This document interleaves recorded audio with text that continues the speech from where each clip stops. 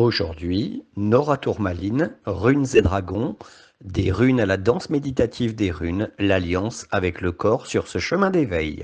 Bonjour Nora Tourmaline, pourriez-vous en quelques mots vous présenter? Je m'appelle Nora Tourmaline, je suis dans l'accompagnement thérapeutique depuis 2012. J'ai un univers un petit peu particulier puisque ce sont les runes et les dragons. Et donc, je propose des pratiques collectives autour de ce thème, que ce soit avec la danse méditative, le chant, la méditation, voilà, et les voyages sonores. Et des pratiques aussi en individuel, soins énergétiques, soins quantiques et voyages sonores, méditation bien sûr. Quelles sont les origines historiques et géographiques des runes? L'origine des runes, bah, en tout cas, elles ont été, en tout cas, en ce qui concerne le futark ancien, le mot futark vient de cet alphabet où c'est la première lettre des six premières lettres de l'alphabet, donc Féou, Rose, etc. Ce futark, on a les traces dans des stèles à partir du 1er siècle de notre ère, donc bien avant l'ère viking. Et il y a déjà plein d'autres restes des vestiges qui sont bien antérieurs à cette période-là. Mais voilà, la période où on peut vraiment dire que cet alphabet était constitué comme ça, c'est le 1er siècle de notre ère. On est dans les traditions nordiques, donc Suède, Finlande, Norvège. Cette tradition, enfin voilà, les runes sont descendues après en Islande et elles ont été Écosse, Angleterre, Irlande. La tradition celtique, qui avait déjà son alphabet sacré, qui était les Olgam, a aussi accueilli les runes. On est descendu jusqu'en Espagne, jusqu'en Afrique du Nord, tous les pays slaves. Donc c'est quand même une tradition qui a été... voilà, les runes ont été répandues largement dans toute l'Europe. Le mot rune signifie murmure, secret, donc c'est quelque chose voilà, qui s'immisce à l'intérieur de nous, voilà, bon, qui cherche à être découvert. Dans la mythologie nordique, voilà, Odin, le dieu le dieu de cette tradition, euh, a dû subir tout un voyage initiatique parce que sa quête intérieure, c'était de découvrir le mystère des mystères. Il ne savait pas ce qu'il cherchait, il cherchait juste à découvrir c'est quoi le mystère des mystères. Et à la suite de cette initiation, ce sont les runes qui lui sont apparues. Comment définiriez-vous la nature de votre connexion aux runes? Moi, j'ai rencontré les runes au tout début des années 2000, à travers des livres. À l'époque, c'était surtout des livres très techniques, un petit peu des livres universitaires, donc plutôt historiques, plutôt voilà, des références en tout cas en matière de runes. Et puis, j'ai découvert après le côté tirage euh, que j'ai utilisé, que je trouvais très chouette. Et c'est que 10 ans plus tard, donc en 2013, que là, j'ai découvert ce qui s'appelle les gestes de runes. Donc là, c'était vivre les runes de l'intérieur avec les postures et vivre à travers le corps cette connexion vibratoire, cette connexion énergétique et tout le potentiel en fait que ça peut ouvrir à l'intérieur de nous. De quelle manière les runes peuvent-elles faciliter un processus d'éveil personnel? Alors, pour moi, c'est vrai que les tirages, je l'ai utilisé donc au tout début, mais c'est vrai que c'est plus quelque chose que le côté divination que j'utilise. Vraiment, les runes aujourd'hui, pour moi, c'est un chemin, ouais, c'est un chemin d'éveil. Il existe plein de façons, évidemment, plein de techniques. Il y a beaucoup de choses qui émergent aujourd'hui. Moi, celle qui est là pour moi, c'est avec les runes. De cette première rune Féou à la 24e au Talaz, c'est tout un cheminement intérieur. C'est des portes qu'on peut ouvrir, des libérations, des guérisons, ouais, des révélations aussi quelque part qu'on peut recevoir. Et moi, ce que j'aime le plus en fait dans le partage avec les autres, c'est de les amener à vivre par eux-mêmes en fait cette connexion-là et du coup trouver leur propre réponse, devenir autonome en fait dans ce chemin-là. Et voilà, et ça se fait à travers ces 24 étapes. Les runes sont perçues comme des symboles divinatoires. Comment peuvent-elles être des symboles universels d'ouverture de C'est comme conscience? une autre manière de les rencontrer, de les vivre. effectivement, donc je vous disais, hein, les pratiques divinatoires, il y en a beaucoup qui les pratiquent, ça fonctionne très très bien. Il y en a d'autres qui les utilisent plus en magie. Moi, c'est plutôt ce côté chemin d'éveil, développement personnel déjà, et puis qui peut nous amener encore plus loin avec, pour moi, cette optique de trouver comment trouver ma place sur Terre, comment être bien dans ma vie quotidienne et dans tout ce que je rencontre, tout ce que le monde traverse, comment moi je peux trouver ma place et être au mieux ici. Et pour moi, voilà, les runes, c'est vraiment des clés de conscience parce que dans la connexion, il y a des pistes, en fait. On peut avoir des messages. Alors, ça dépend après les canaux de perception qui sont là pour chacun, évidemment. Pour certains, c'est plutôt visuel, d'autres, c'est plutôt des messages, d'autres, ça se passe plutôt à l'intérieur du corps. Il y a un truc qui est lourd au départ et qui s'enlève à la fin. On ne sait pas trop ce qui s'est passé, mais tout ce qu'on sait, c'est que voilà, on est bien après. Alors, universel, oui, il y a une théorie que j'aime bien. Après, voilà, chacun voit si ça lui parle ou pas, mais pour moi, c'est un langage sacré et on a tous une connexion, la possibilité d'une connexion avec ces symboles qui sont au-delà d'une tradition, qui sont au-delà de quelque chose de formalisé. C'est des symboles vivants, en fait, des archétypes qu'on peut trouver vraiment en montant en fréquence. Quand on connecte les runes, elles sont toujours là, en fait, et elles vibrent et les messages donnent.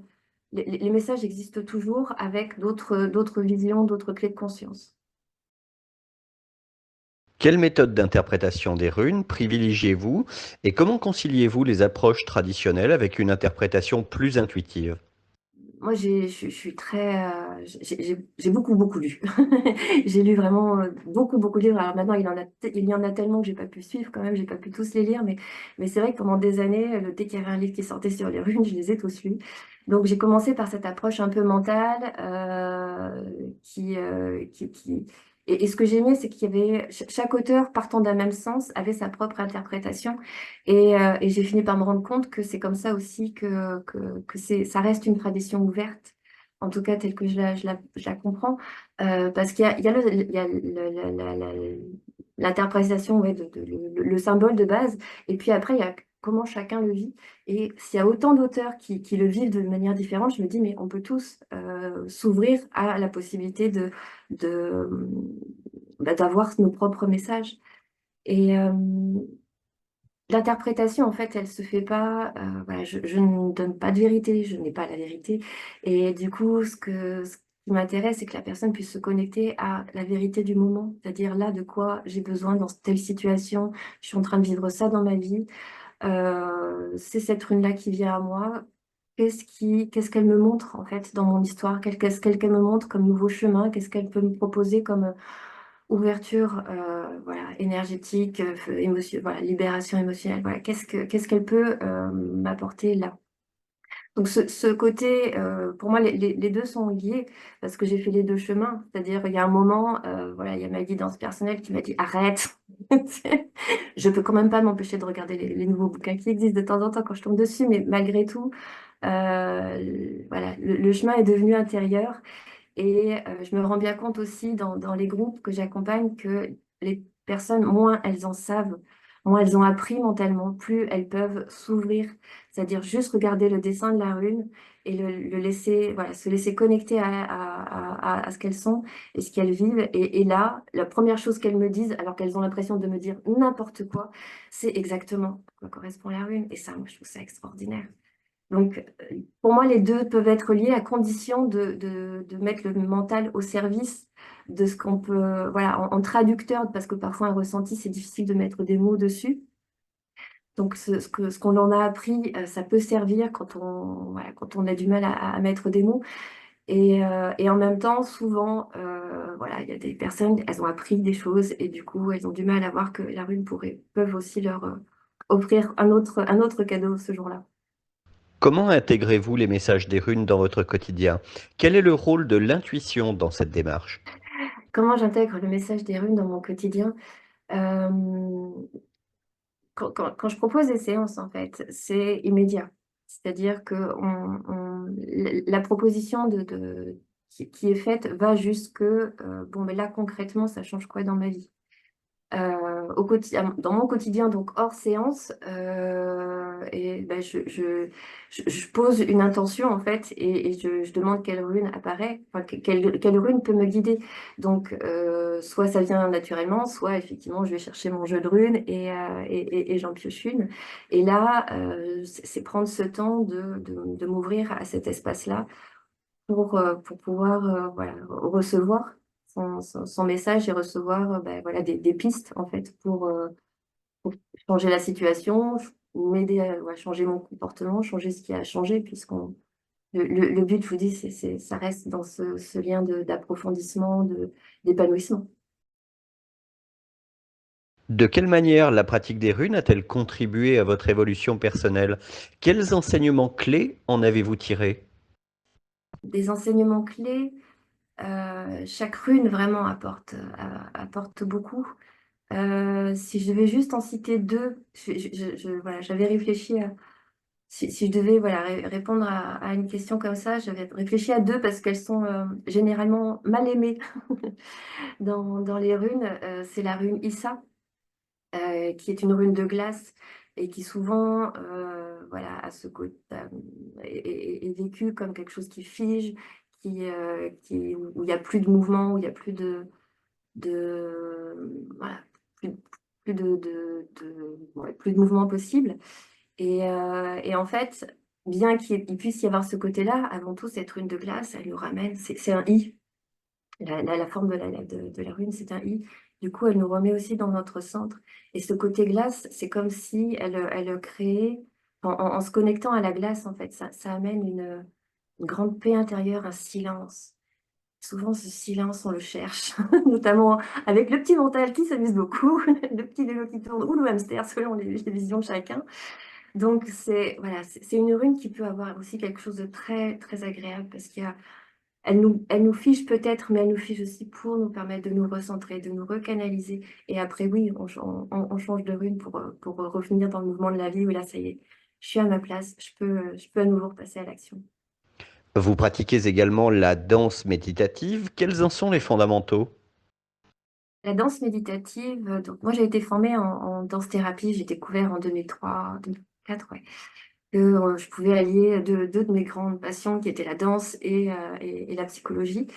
Et voilà, de la danse-thérapie. Et donc je me suis formée avec Fabienne Courmont de 2004 à 2006 à la danse-thérapie. Et puis ça m'a pris 6 ans avant que je me lance.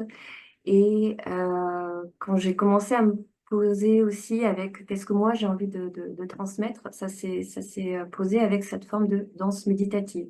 C'est-à-dire, il y a ce côté, je rentre en contact avec moi. On est, voilà, j'avais besoin en fait de ne pas sortir de l'extérieur et puis surtout que les mouvements, ce soit pas un truc joli. J'ai pratiqué beaucoup de formes de danse et j'adore toutes les formes de danse. Mais là, dans cette proposition, c'était au contraire revenir dans ce contact avec mon corps. Il y a aussi cette forme de danse conscience où vraiment j'écoute chaque muscle, j'apprends à ressentir chaque muscle, chaque articulation, voilà, voilà, comment c'est aujourd'hui. Est-ce que ça circule? Oh, il y avait une petite tension, je l'avais même pas remarqué celle-là. Voilà. Et ça, c'est un début de contact avec soi. Ce que j'appelle plutôt danse conscience. Et la danse méditative, c'est à partir de ce contact avec soi, à la fois le corps, à la fois écouter les émotions, à la fois écouter bah, ce petit vélo qui est là aujourd'hui. Bah, voilà, je le prends avec, hein, je prends tout ce que je suis, et même au-delà, voilà, avec toute ma dimension spirituelle, on va dire, simplifiée.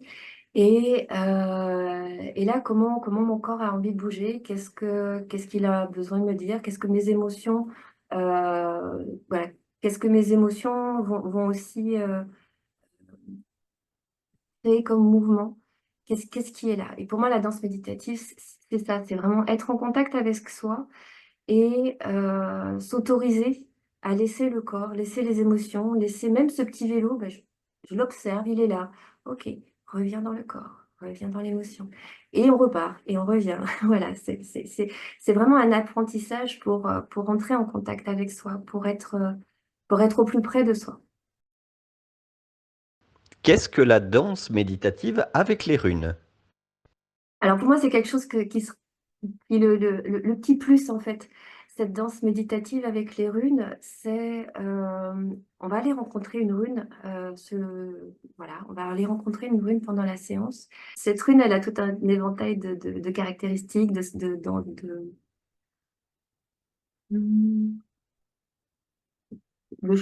Elle a tout un éventail de choses à nous apporter. Et du coup, la séance va s'organiser avec un voyage intérieur pour déjà, euh, déjà l'idée c'est de rentrer en contact avec la rune avant même la danse. Et qu'est-ce qui se passe quand je regarde cette rune? Encore mieux, je vous dis, quand on sait rien, mais qu'est-ce qui se passe là? À quel niveau ça se passe dans mon corps, dans mes émotions? Est-ce que ça me fait penser à un truc? Est-ce qu'au contraire, il y a quelque chose de tellement fort que je pars n'importe où, mais pas ici?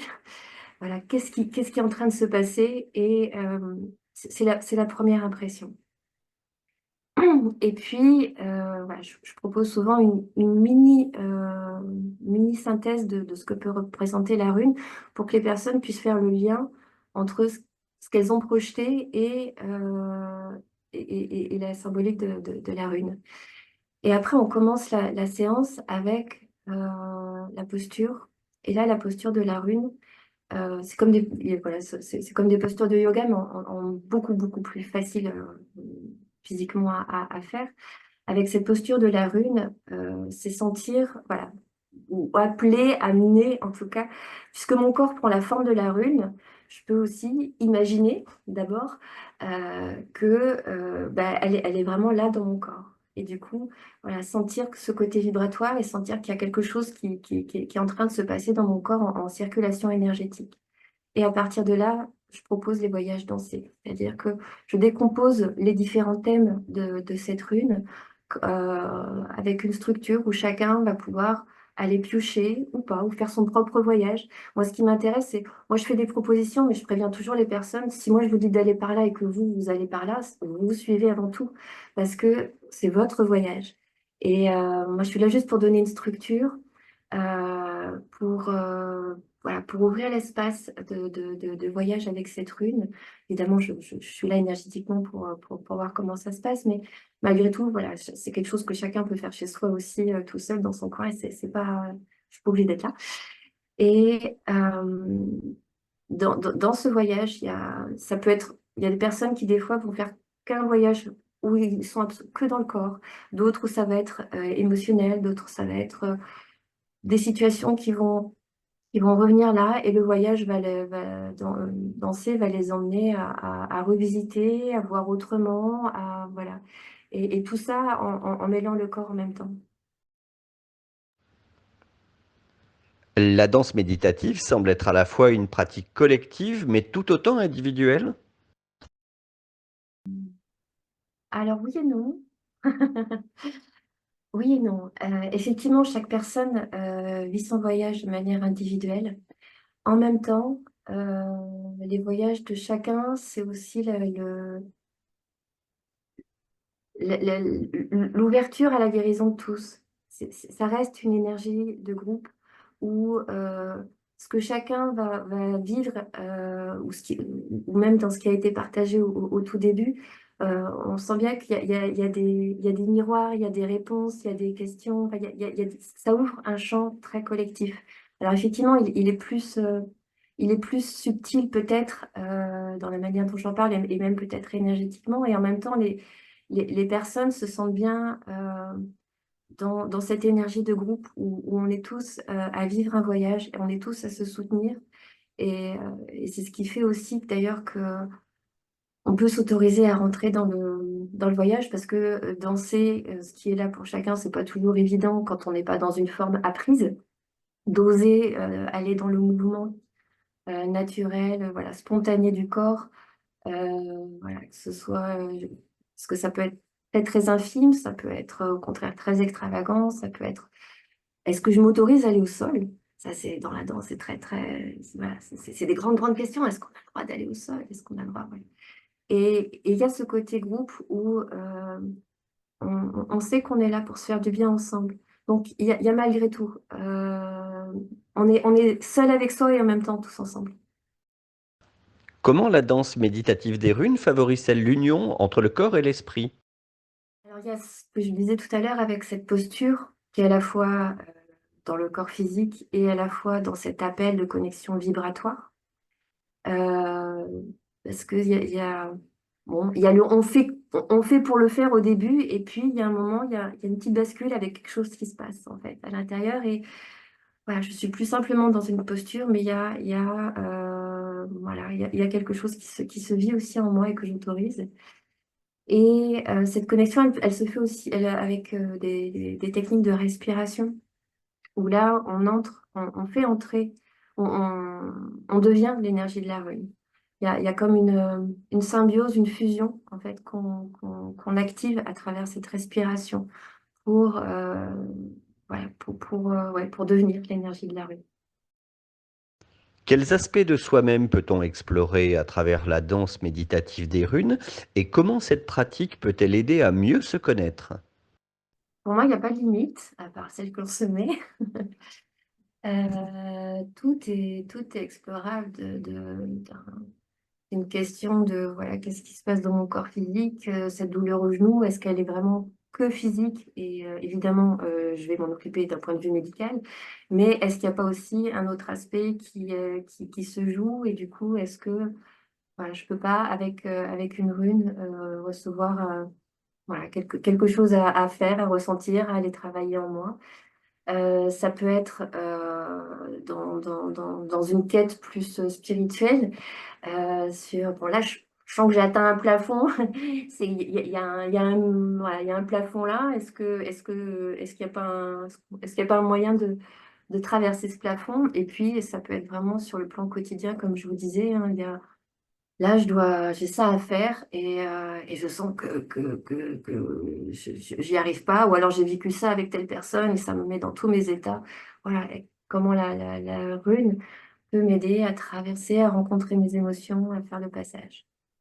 Et quelle est la relation entre les émotions et les mouvements dans la danse méditative? Ça, c'est un grand cadeau qu'on peut vraiment s'offrir. C'est dans les fondamentaux, la danse méditative, il y a tout un processus en fait. Il y a le début, la manière dont ça va développer et puis la fin. Et dans ce début, c'est là, qu'est-ce qui est là pour moi et du coup, mon corps, dans quelle posture il a envie de se mettre. Est-ce que j'ai envie de me replier complètement sur moi-même? Est-ce que je suis figée et comme un i? Est-ce que déjà j'ai envie d'ouvrir quelque chose? Voilà, c'est qu'est-ce qui, avant même le premier mouvement, avant même la première note de musique, si j'écoute ce qui se passe émotionnellement, ce que j'écoute, les besoins l'appel de mon corps, la posture, voilà. Ça, c'est déjà voilà, prendre ce temps-là, c'est le moment le plus important en fait. Et à partir de là, voilà, se laisser porter par l'énergie de la rune, par la musique, et laisser, sans savoir ce qu'on va faire, sans savoir ce qui va se vivre, mais s'autoriser à ce que voilà, le voyage intérieur se fasse, et s'autoriser à ce que le corps voilà, fasse les mouvements dont il a besoin. Et jusqu'à la fin, la dernière posture. Voilà. Comment je me sens, qu'est-ce qui se passe, comment mon corps se place à la fin. Comment la danse méditative des runes peut-elle influencer notre niveau d'énergie et notre vitalité? Quels en sont les bienfaits physiques? Sur le plan physique, j'ai une personne qui me dit régulièrement, mais pourquoi je danse pas plus souvent? Parce que c'est vrai que s'autoriser un mouvement libre, c'est s'autoriser à écouter où en est le corps et à redéployer ses ailes. Et puis ces mouvements du corps, que ce soit bah, ouvrir les bras ou même le bassin, souvent qui est un petit peu figé. Voilà, c'est retrouver un bien-être dans le corps parce on ne le force pas à faire quelque chose, mais c'est lui qui fait ce dont il a besoin. Et aussi lorsqu'il y a des passages un petit peu plus d'ordre émotionnel qui sont faits ou de déblocage un petit peu de choses au niveau mental, il y a de l'énergie qui revient parce que voilà, ce qui nous prenait toute notre attention, toute notre énergie est parti et du coup là, je peux retrouver un élan de vie, en fait, voilà, une énergie. Existe-t-il une dimension spirituelle à la danse méditative des runes? Si oui, comment se manifeste-t-elle dans la pratique? Je ne sépare pas trop, j'avoue. Pour moi, tout est lié et donc oui. Que dire de plus? Que dire de plus que revenir sur ce chemin d'éveil, étape après étape, et que l'on recommence en plus. Si je reprends dans ces 24 runes, dans ce chemin d'éveil, il y a ce côté, la dernière rune nous emmène à être en contact vraiment avec qui nous sommes. Et alors, c'est pas forcément, c'est quelque chose qui se contacte petit à petit, qui se déploie petit à petit. Il y a des personnes qui ont, voilà, ça fait 20 ans qu'ils sont déjà en contact avec eux, il y en a qui sont toujours en quête.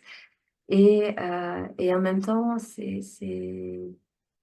fait donc plus de 10 ans maintenant que je refais le même chemin et je- j'ouvre encore et ça, voilà, c'est toujours quelque chose qui a du sens pour moi. Dans l'autre sens, parce que donc ça c'est ce que je vous ai parlé, c'est le futark. Je pratique aussi depuis quelques années le chemin de l'Oding. L'Oding, c'est pareil, c'est les 3 premières lettres en descendant, c'est-à-dire Otalaz, Dagaz et Ingwaz. Et là, on part de cette 24e rune, donc qui devient notre première, et on descend jusqu'à la première, qui est donc maintenant la 24e, fait où? Et ce chemin, c'est, OK, là, je suis connectée à mon essence, c'est bien joli, mais maintenant, je vais descendre cette essence dans la vie, dans la vie réelle, dans la vie matière.